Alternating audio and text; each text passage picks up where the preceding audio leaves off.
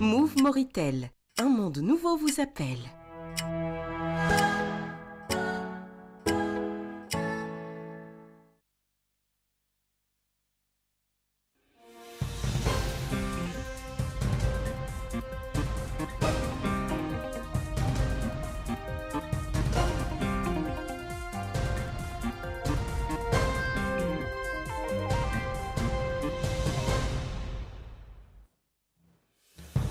L'Observatoire national des droits des femmes et des filles organise un atelier de formation à Nouadhibou sur la gouvernance et les mécanismes opérationnels pour la promotion et la protection des droits des femmes et des filles.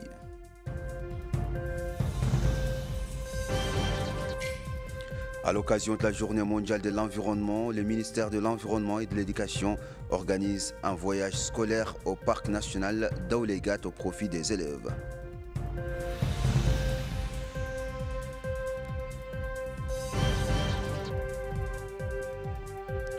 La ville de Kifa abrite la cérémonie de remise des diplômes d'une nouvelle promotion des professeurs de langue arabe.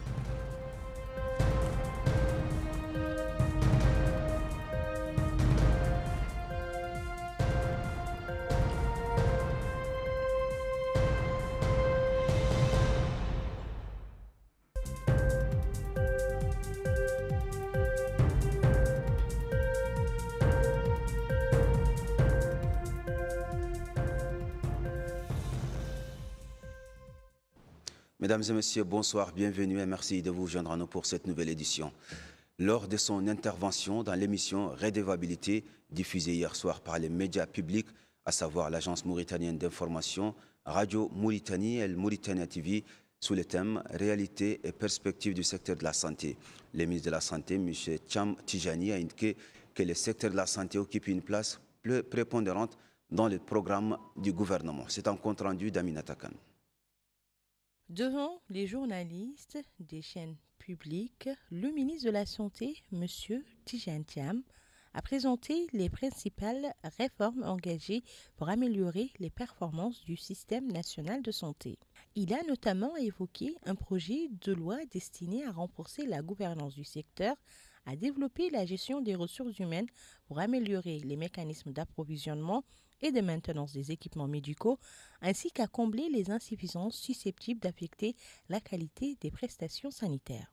Dans ce cadre, Tidjane Thiam a annoncé le lancement d'un recensement exhaustif du personnel de la santé afin de vérifier leur présence effective sur les lieux de travail pour renforcer la transparence dans les affectations administratives, mais aussi prendre les mesures nécessaires à l'encontre des agents absents sans justificatif légal.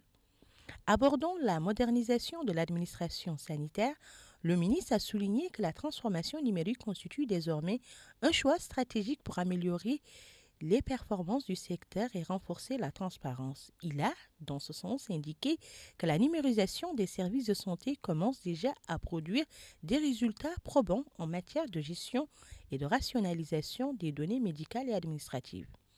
Selon lui, la digitalisation de la CNAM et de la Caisse nationale de la sécurité sociale a permis d'accélérer les procédures et améliorer la qualité des services offerts aux usagers.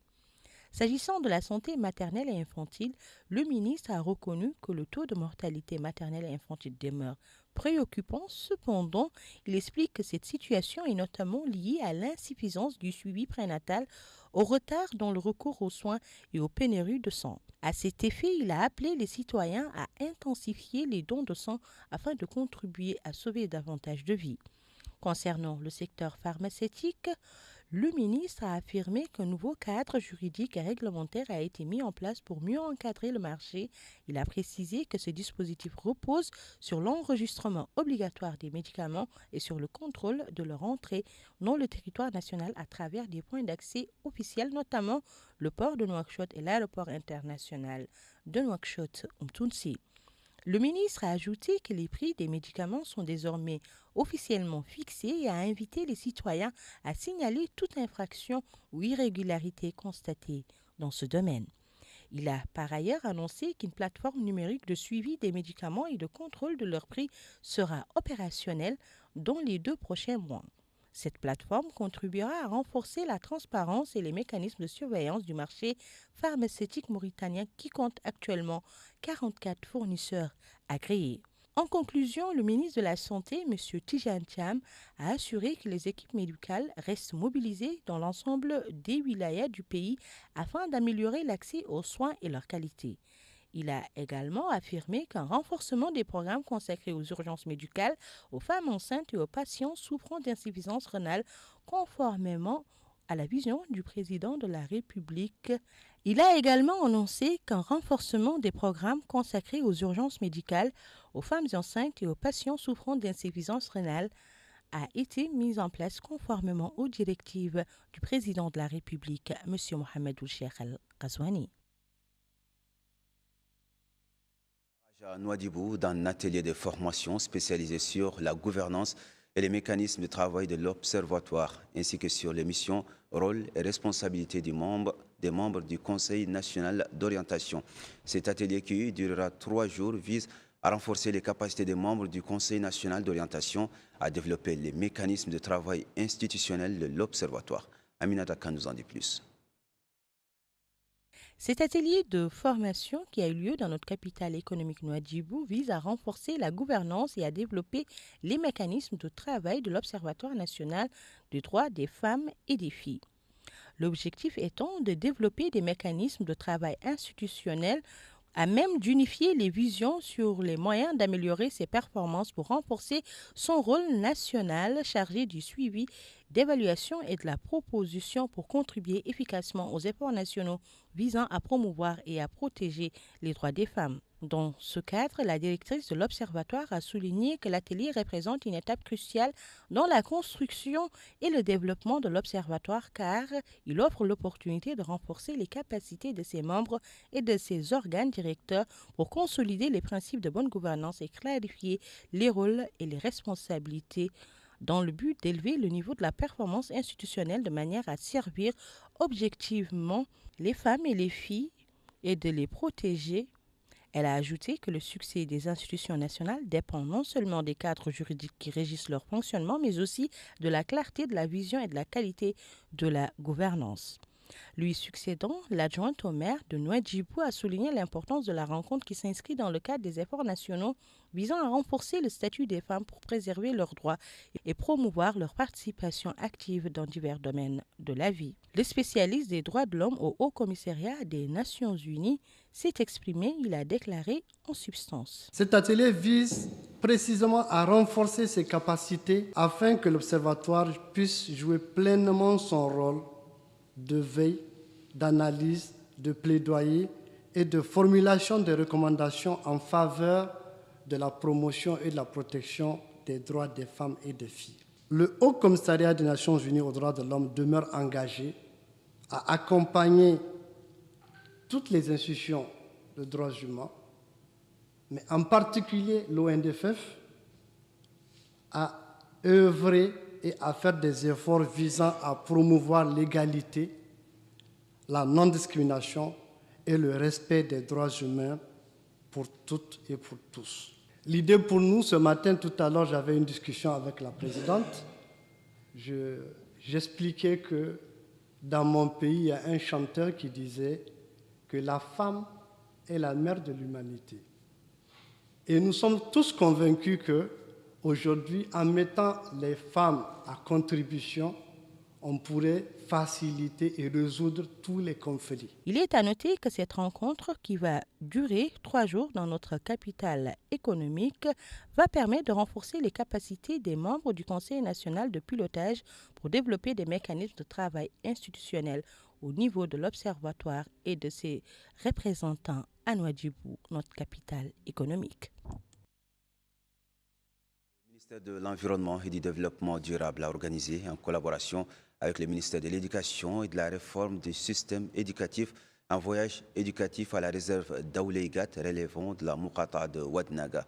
200 élèves des écoles primaires et secondaires des 3 wilayas de Nouakchott ont participé à ce voyage, en plus des lauréats des Olympiades nationales et du rallye des sciences de l'année 2026. Plus de précisions avec Habsalou. Des centaines d'élèves ont découvert ce week-end la richesse de la biodiversité mauritanienne au cœur de la réserve d'Aoulegat, située dans la Mourata d'Ouenaga, ainsi que les défis liés à sa préservation.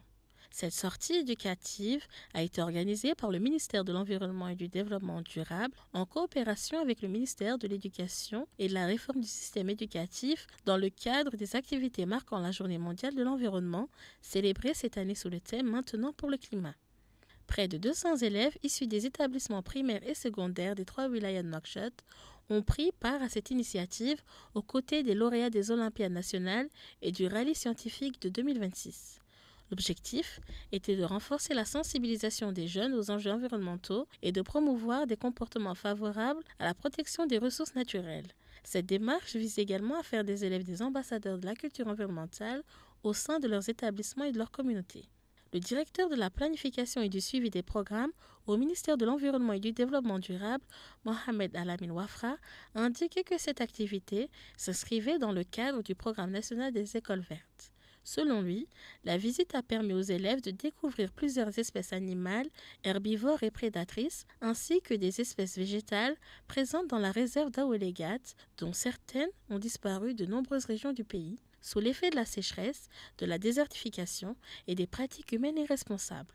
Les participants ont également été sensibilisés aux principaux défis environnementaux et climatiques auxquels la Mauritanie est confrontée, ainsi qu'aux moyens de contribuer à la préservation des écosystèmes terrestres et marins. Des activités éducatives et de sensibilisation encadrées par des experts des secteurs de l'environnement et de l'éducation ont ponctué cette journée avec la participation des associations de parents d'élèves et d'enseignants.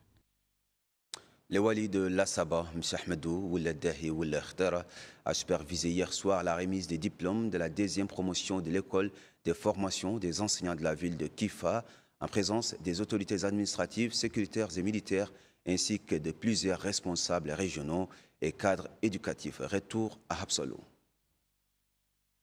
2 ans après son ouverture, l'école de formation des enseignants de Kifa continue de renforcer les effectifs du système éducatif national. L'établissement a procédé à la remise des diplômes de sa 2e promotion. La cérémonie s'est déroulée sous la présidence du Wali de l'Assaba, M. Ahmedou Ouladdahi Ouladkhara, en présence des autorités administratives, sécuritaires et militaires, ainsi que de plusieurs responsables régionaux et cadres du secteur de l'éducation. À cette occasion, les diplômés ont reçu des kits pédagogiques comprenant notamment le programme d'enseignement fondamental, des cahiers de préparation, des stylos, des outils géométriques et des sacs portant le logo de l'établissement. Dans son intervention, le Wali de l'Assaba a salué les efforts déployés par la direction et les équipes pédagogiques de l'établissement dans la formation des futurs enseignants. Il a également rappelé l'importance de l'éducation dans la construction des générations et le développement du pays.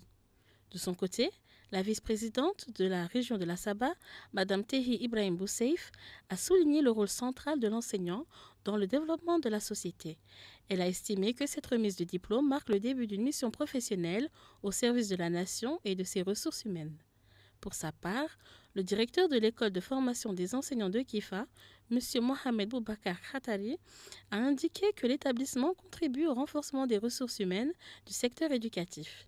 Il a précisé que l'école avait déjà formé une première promotion d'une centaine d'enseignants, tandis que la 2e promotion compte près de 130 diplômés. Il a également souligné qu'une 3e promotion poursuit actuellement sa formation en vue d'intégrer le corps d'enseignants l'année prochaine.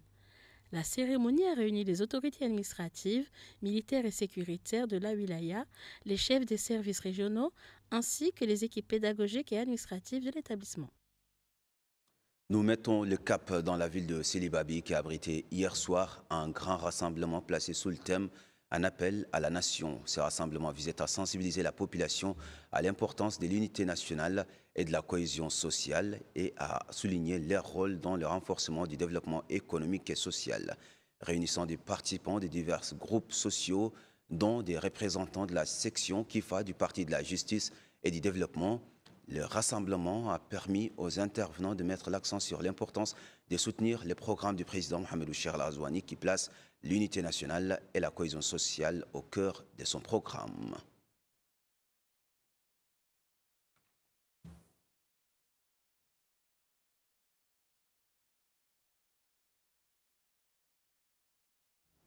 C'est ainsi que prend fin cette édition. Merci à vous de l'avoir suivi. À présent, le rappel des principaux titres.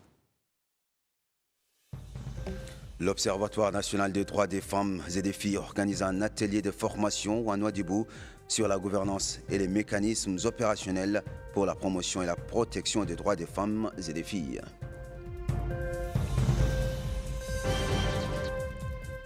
À l'occasion de la Journée mondiale de l'environnement, le ministère de l'Environnement et de l'Éducation organise un voyage scolaire au parc national d'Aouleigat au profit des élèves.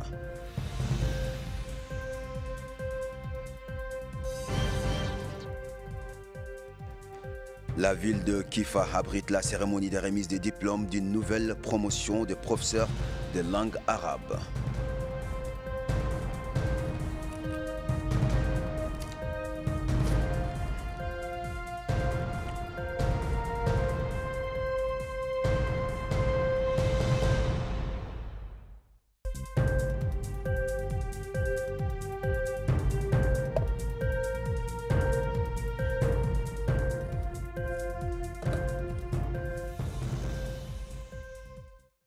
Mesdames, Mesdemoiselles, Messieurs, merci de nous avoir suivis. Merci de votre fidélité et passez une excellente fin de soirée.